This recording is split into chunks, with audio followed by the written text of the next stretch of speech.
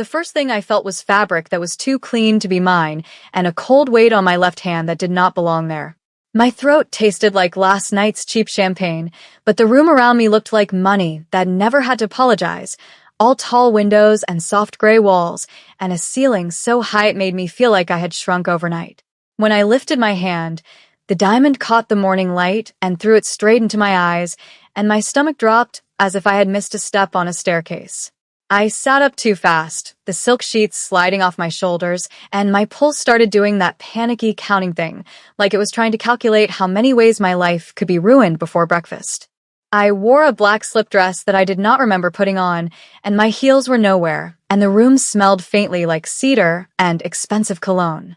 I whispered, "No, no, no," like a prayer I did not believe in, and then I heard the door open with a soft, controlled click that sounded like permission being granted.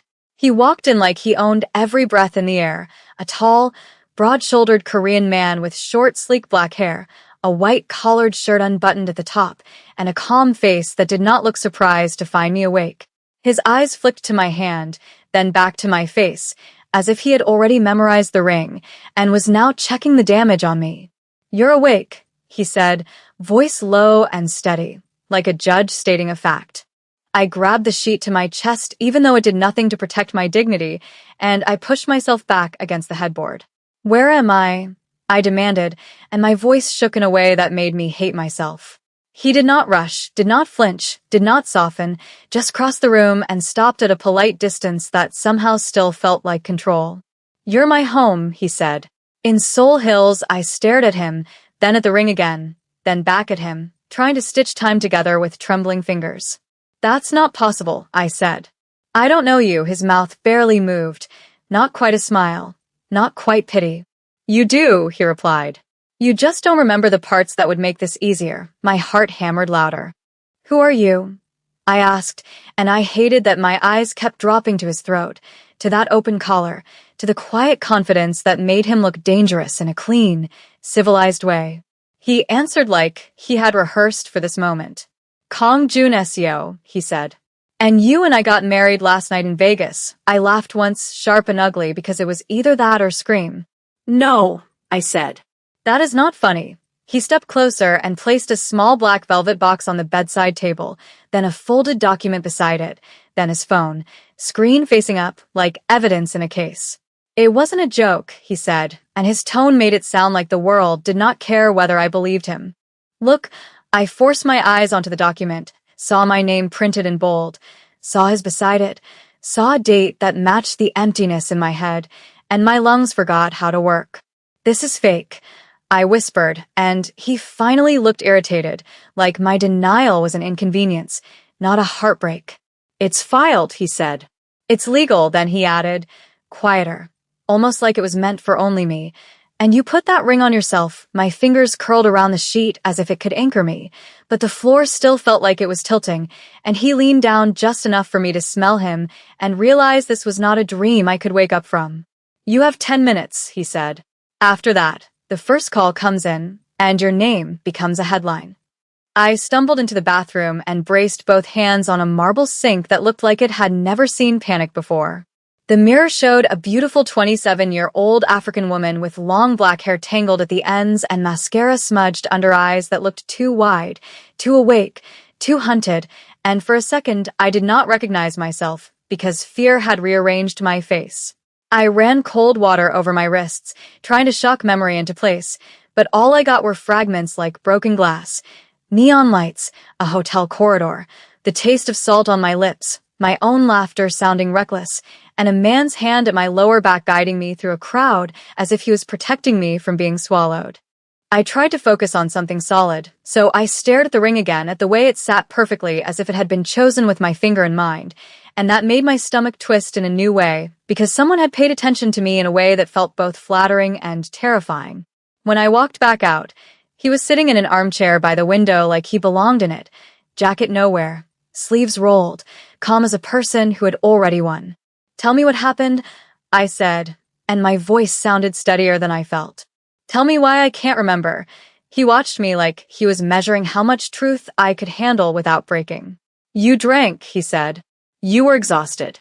You were running from something. I was working. I snapped. I don't run from things, he lifted one eyebrow.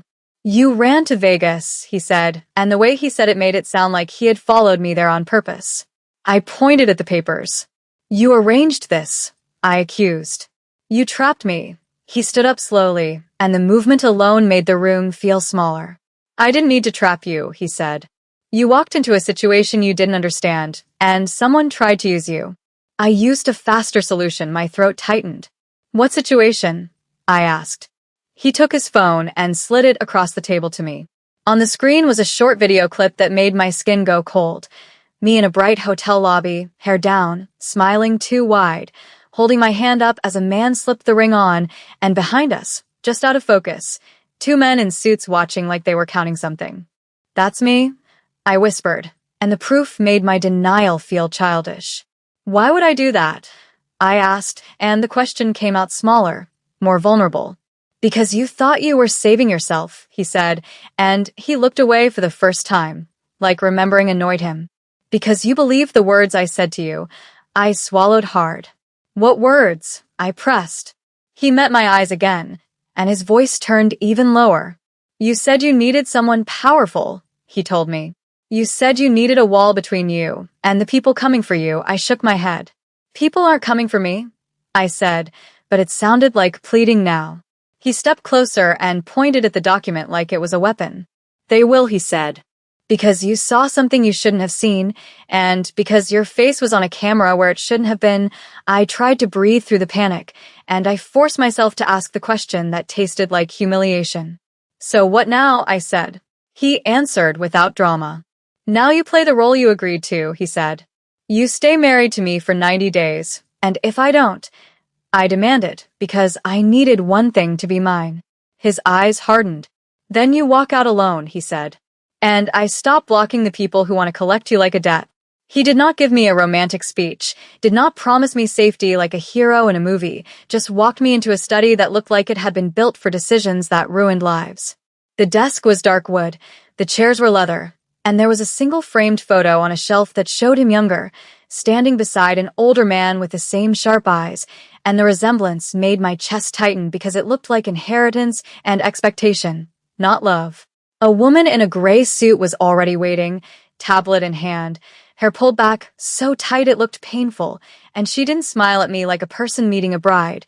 She nodded like a person meeting a variable. Mrs. Kong, she said, and the title hit me harder than the hangover. I'm Matonihan. We need to move quickly. I stared at her. I'm not. I began, but Juna Seo cut me off with a glance that felt like a warning. She is, he said simply.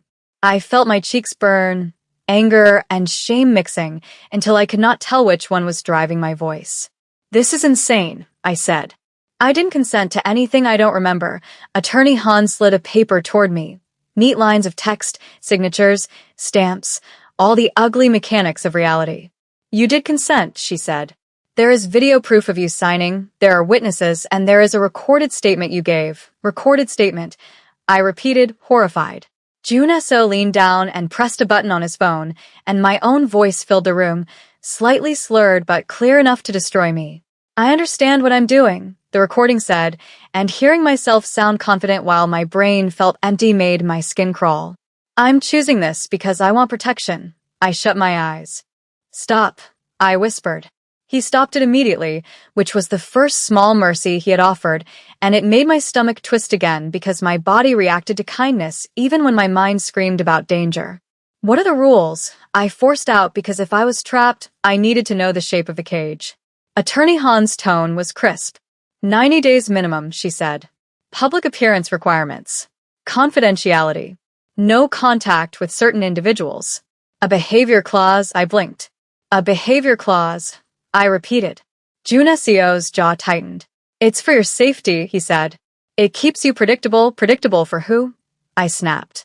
His eyes flashed, then cooled again. For me, he said. For my family.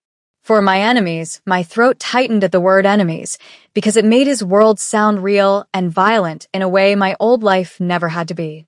I lifted my chin. If I do this, I said slowly, then I need leverage. Juna Seo's mouth twitched like he respected the attempt. Name it, he said. I looked at Attorney Han. I want the right to leave after 90 days, I said. No extensions without my consent. I want my own bank account while this is happening. I want my friend to know where I am, and I want the clause that says I'm not your property. Attorney Han hesitated, then looked to him. Jun Seo studied me in silence that felt like a slow blade. Finally, he nodded once. Fine, he said. But you follow the schedule, and you don't improvise in front of my family. I swallowed hard. Why your family? I asked. He answered like it was obvious. Because they don't approve of surprises, he said. And tonight, you're meeting them. My pen shook when I picked it up, and my signature looked like a stranger's handwriting. But when the ink dried, the room felt colder because the contract did not feel like paper anymore. It felt like a door locking behind me. They dressed me like a person I had never been, but the clothes still felt like a test. A stylist I never asked for pinned my long black hair into soft waves that looked effortless, then handed me a deep emerald dress that hugged my waist like it had been designed to make men look twice and women look sharper. In the mirror, I looked expensive, and that alone felt like a crime because I did not feel like I had earned any of it, and my old self kept trying to climb out of my chest and run.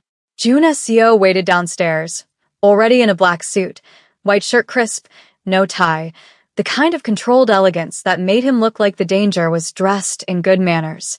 When he saw me, his gaze paused, just long enough to feel intimate, then he nodded as if he approved of the role I was about to play. You look appropriate, he said, and somehow that stung more than a compliment would have. That's the nicest thing you can say, I replied, and a flicker of amusement crossed his face like sunlight slipping under a door. It's the safest thing I can say, he corrected, and he offered his arm like it was a public prop. I took it because I had to, and the contact made my skin heat in a way that annoyed me, because my body was not loyal to my fear. The car ride was quiet except for the soft hum of the engine and the city lights sliding by like we were moving through someone else's life.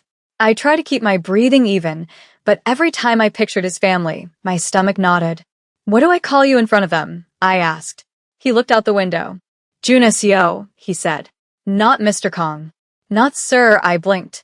That sounds too intimate, I said, because it did. He finally looked at me. That's the point, he said. They need to believe you belong. The mansion we arrived at was older, heavier, built like a statement, and the moment I stepped inside, I felt watched by the walls themselves. A woman approached first, elegant and composed, hair pinned, pearls at her throat, eyes sharp in a way that reminded me of a blade hidden under silk. So this is her, she said in Korean, then switched to English with perfect politeness.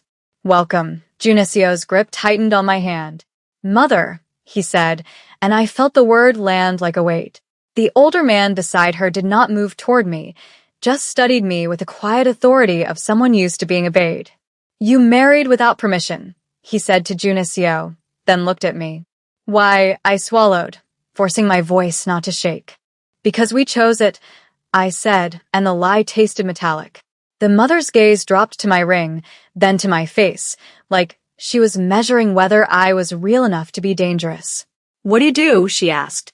What family are you from? My cheeks heated, and I could feel my old life trying to betray me with honesty. I work, I said carefully. I take care of myself. I don't come from power, the father's mouth tightened. Then why would my son choose you? He demanded. Jun Seo answered before I could. Because she's not weak, he said, and he said it like a warning to them, not comfort for me. The mother stepped closer and lowered her voice. Do you love him? She asked, and the question hit too close to something I did not want to name yet. I forced a small smile and leaned into Jun Seo's side, letting performance become survival. I'm learning him, I said, and the mother's eyes narrowed like she could hear the fear behind my words. Then a phone vibrated somewhere in the room, a security man whispered into Jun Seo's ear, and his face shifted from controlled to lethal in half a second. We have a problem, the guard said, and Jun Seo's hand tightened around mine as if he was claiming me before the threat could.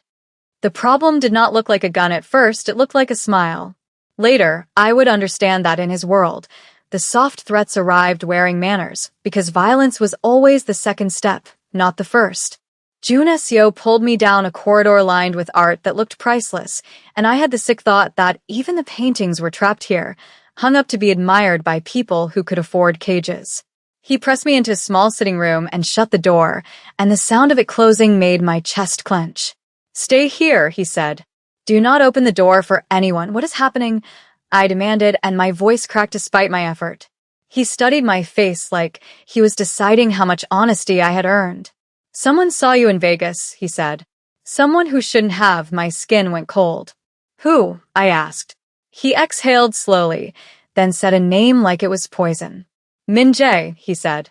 "A man who thinks I owe him." I blinked. "Why would he care about me?" I asked, and I hated how small I sounded. Jun Seo stepped closer and lowered his voice. "Because you are the easiest way to touch me without bleeding," he said. I swallowed hard. "So I'm bait," I whispered. His eyes flicked, irritation flashing. "You're not bait," he said.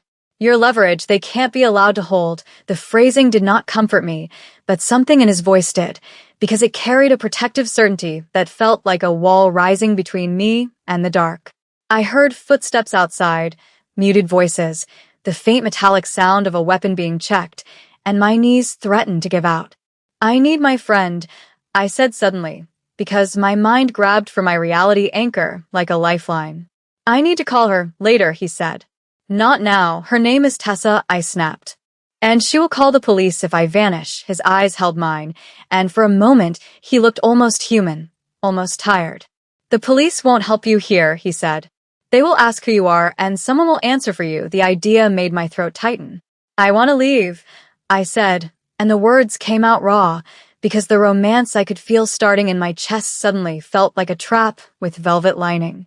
He did not argue, did not plead, just reached out and brushed his thumb once over the back of my hand, directly over the ring, a touch so brief it felt like an accident and a promise at the same time. "You can leave after 90 days, he said. "If we survive 90 days, my breath caught. "Is that a threat?" I asked. He leaned closer, voice barely above a whisper, and it was the most intimate thing he had offered, because it was honest. "It's a forecast," he said. The door handle shifted slightly, tested, then stopped, like someone on the other side was deciding whether to be polite or cruel. Jun Seo's gaze hardened, and he slid a small object into my palm, cool metal, compact and heavy. I looked down and realized it was a panic device, a single button, no explanation needed.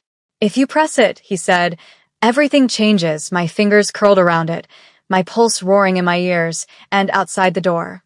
A voice called my name like it already owned it, and I understood that the marriage was not just a lie anymore, it was my only cover. The voice outside the door said my name like it was tasting it, dragging the syllables out with familiarity that made my skin crawl, and I felt Jun Seo shift closer, his presence a solid heat at my back that steadied me even as it frightened me. "Don't answer," he murmured, so quietly it barely disturbed the air, and I realized he was not asking for obedience, he was calculating risk in real time. My fingers tightened around the panic device until the edges pressed into my skin, and I nodded once because words felt too loud. The handle moved again, firmer this time, and a man laughed softly, the sound slipping through the door like smoke. "I just want to talk," the voice said, smooth and false. Jun Seo stepped forward and opened the door himself before the moment could stretch any further, and the shift was instant, like watching someone flip a switch inside their chest. The man in the hallway was handsome in an expensive, careless way, dark hair slicked back, suit tailored just enough to suggest money without discipline, and his eyes went straight to me like I was an object he had misplaced. "There she is," Min Jae said, smiling wider. "The lucky bride." Jun Seo's voice was calm enough to be chilling. "You're not invited," he said. Min Jae shrugged. "Family event," he replied. "I thought I'd congratulate you." His gaze dropped to my ring, lingered, then lifted back to my face. "You look surprised," he added, and something in his tone made it feel like a threat wrapped in curiosity. I forced my shoulders back and met his eyes, because shrinking felt like surrender. "It was a fast night," I said, and my voice shook only a little. Min Jae chuckled. "Fast nights make expensive mistakes," he said. Jun Seo stepped between us without touching me, blocking the line of sight like a wall. "Say what you came to say," he told him. Min Jae's smile thinned. "Careful," he said. "People might think you're hiding something precious." Jun Seo did not blink. Leave, he said, and the word landed like a command. For a second, I thought Min-jae would push it, would test how far the line went, but then his eyes flicked to the corners of the hall where security waited, and he laughed again, softer. Another time, he said to me, like it was a promise. When he finally walked away, the air rushed back into my lungs like I had been underwater, and I realized my hands were trembling so hard the panic device rattled faintly. Jun Seo closed the door and leaned his forehead against it for a brief second, the smallest crack in his armor, then straightened as if nothing had happened. "We're leaving," he said. Now, the drive back to his mansion felt longer, heavier, the city lights harsher against the dark windows, and I could not stop replaying Min-jae's eyes in my mind, the way he had looked at me like a chess piece he intended to move. "You said this would be manageable," I said finally, my voice tight. Jun Seo kept his eyes on the road. "It is," he replied. "But manageable doesn't mean safe." The days that followed settled into a rhythm that felt unreal, like I had stepped into someone else's carefully choreographed life and was expected to hit my marks without rehearsal. I learned which corridors creaked at night, which rooms smelled faintly of coffee in the morning, which staff members avoided eye contact, and which offered small, cautious smiles that felt like secret support. Jun Seo left early and returned late, but he always checked on me in small ways that felt deliberate, asking if I had eaten, if I slept, if anyone had said something that unsettled me. We ate dinner together most nights, a quiet ritual at a long table that made conversation feel intimate despite the space between us.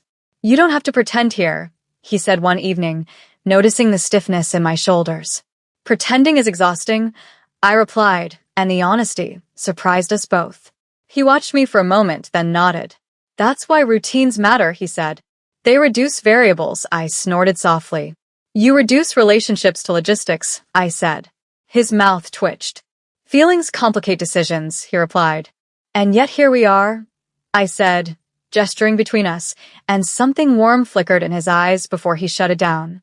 The warmth scared me more than the threats, because it made me forget, just for a moment, that this was built on fear and paperwork. I called Tessa from the garden one afternoon, her voice bursting through the phone like sunlight. "Where the hell have you been?" she demanded. I laughed, a brittle sound.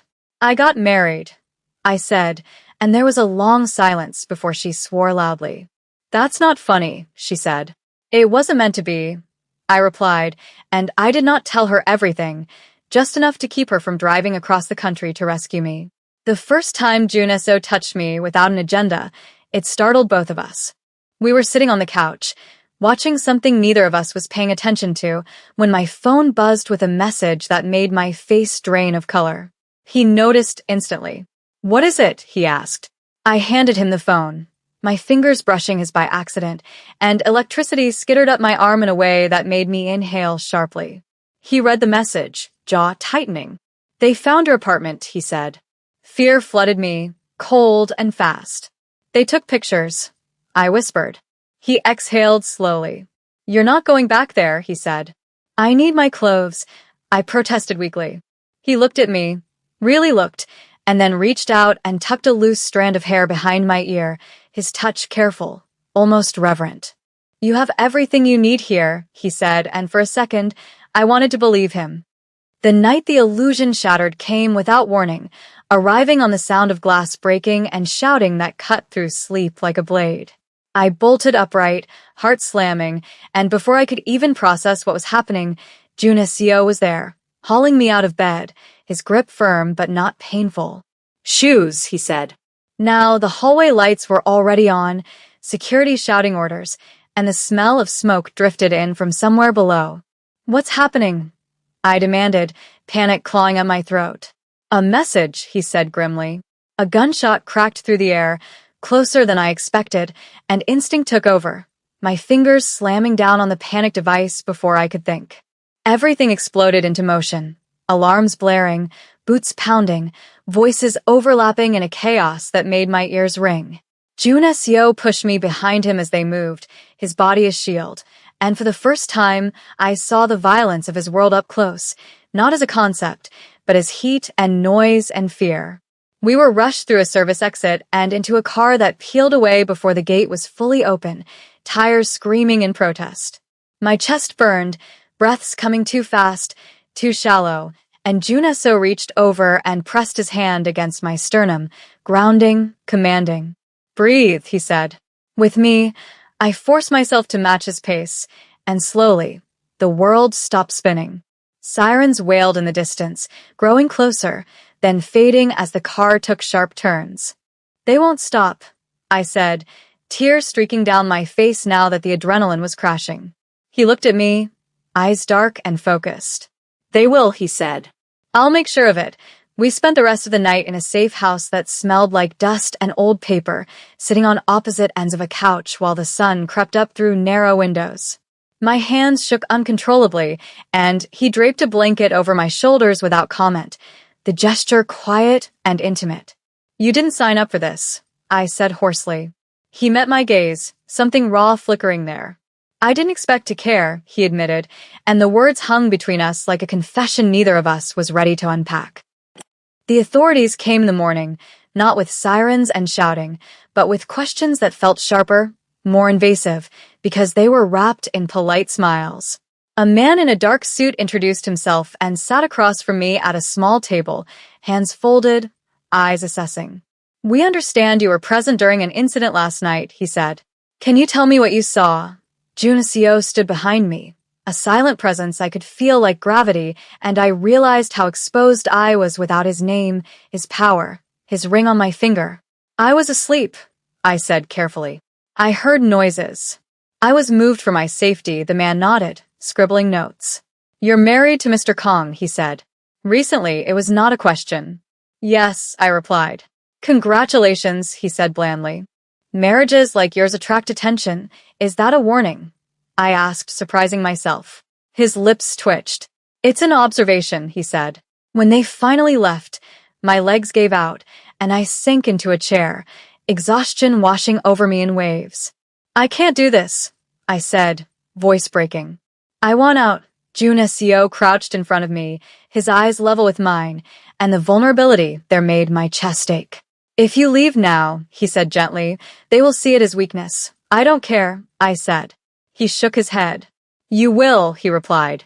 "When they use you to hurt me." The idea twisted something inside me, fear tangling with something dangerously close to loyalty.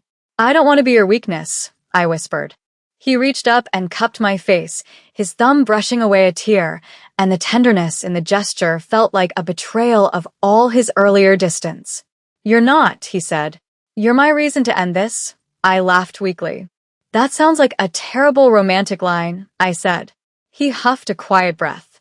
"I told you," he replied. "Romance is a liability." I left anyway, because fear can only be managed for so long before it demands escape.